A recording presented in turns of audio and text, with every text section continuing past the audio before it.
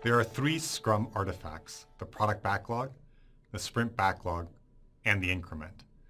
In this video, let me introduce you to these 3 Scrum artifacts. According to the Scrum Guide, the Product Backlog is an ordered list of everything that is known to be needed for the product.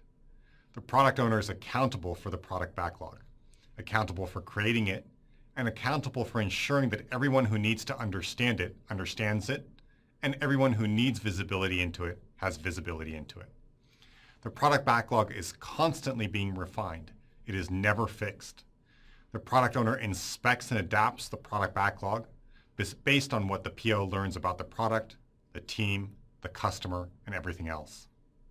The Sprint Backlog consists of the items from the Product Backlog, a plan to complete the items in the sprint, and achieving the sprint goal.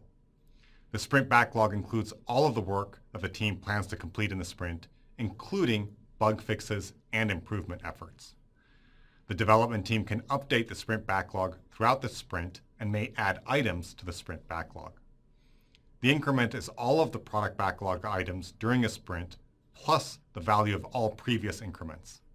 A Scrum team goes from increment to increment. The increment consists only of work that is done. It does not include work that is partially done. The increment must be usable whether or not the product owner decides to release it. Let's talk about what done means. When an item is accepted as done by the product owner, everyone must understand what done means. This understanding is captured in the definition of done. The definition of done comes from the team at the start of a sprint. It may vary from sprint to sprint and typically will get stronger over time.